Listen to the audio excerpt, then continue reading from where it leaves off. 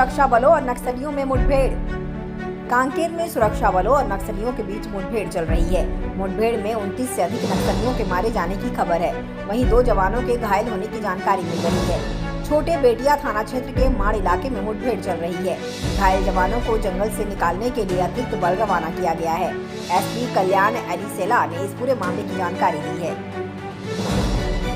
कोई आईपीएस तो कोई ग्रेड ए अफसर महिलाओं की टॉपर ने पहले प्रयास में हासिल की सफलता।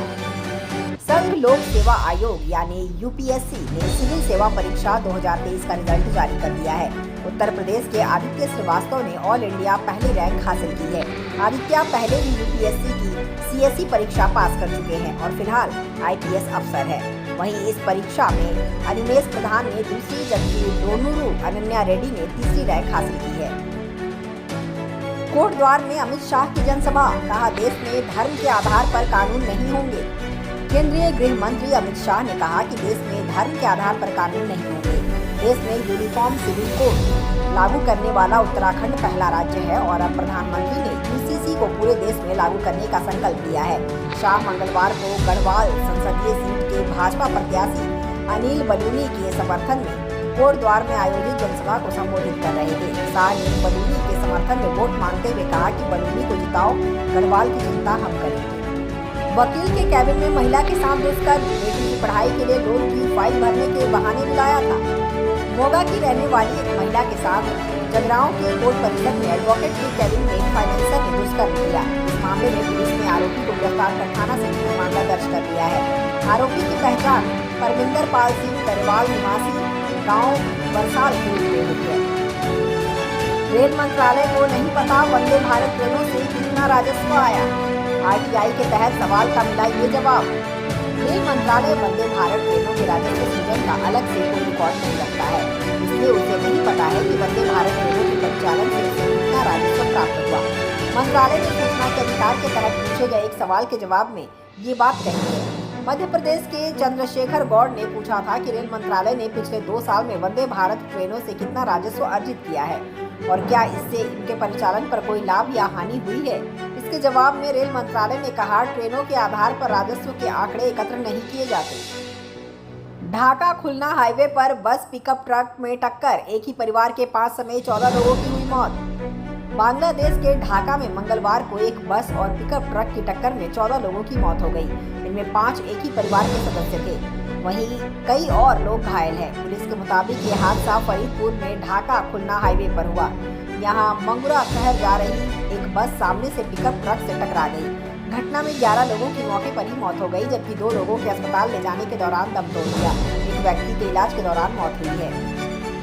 शेयर बाजार में लगातार तीसरे दिन बिकवाली, सेंसेक्स 456 अंक टूटा, निफ्टी 22,150 से फिसला। शेयर बाजार में लगातार तीसरे दिन मंगलवार को भी गिरावट का दौर जारी रहा।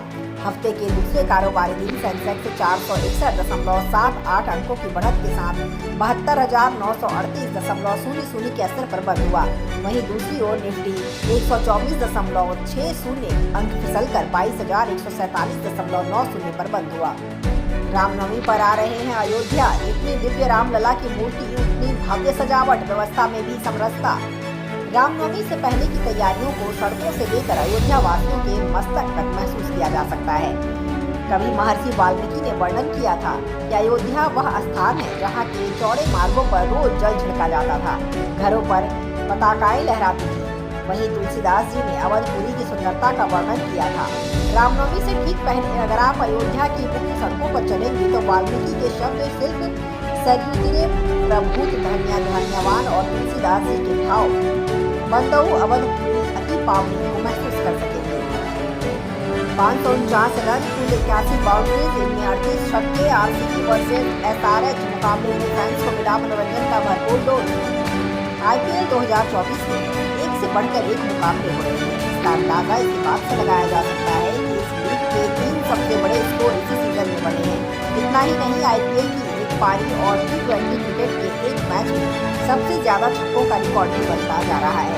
सोमवार को रॉयल चैलेंजर्स बेंगलुरु और सनराइजर्स हैदराबाद के बीच चिन्नास्वामी में खेला गया मुकाबला भी रिकॉर्ड से भरा रहा, जहां जहां सनराइजर्स ने अपनी तूफानी बैटिंग से कई रिकॉर्ड बना दिए, वहीं बेंगलुरु ने भी इसका शानदार तरीके से पीछा किया। हालांकि फाफ डुप्लेसिस की टीम जीत दर्ज नहीं कर पाई। इस मैच ने कुछ T20 रिकॉर्ड्स की बराबरी की और कुछ को पीछे छोड़ दिया।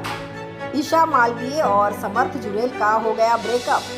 बिग बॉस 17 का सबसे नाटकीय जोड़ा रहा समर्थ जुरेल और ईशा मालवीय के ब्रेकअप की अफवाहों ने एक बार फिर जोर पकड़ लिया है। बिग बॉस के घर में ईशा मालवीय और समर्थ जुरेल ने अपने रिश्ते को लेकर बड़े ही नाटकीय ढंग से आधिकारिक पुष्टि की थी। बिग बॉस के घर से बाहर आने के बाद से ही दोनों के ब्रेकअप की अफवाहें उड़ रही थी। हालांकि इस पर दोनों कलाकारों की ओर से कभी भी कोई प्रतिक्रिया नहीं आई। अब दावा किया जा रहा है कि दोनों ने एक दूसरे को इंस्टाग्राम पर अनफॉलो कर दिया है।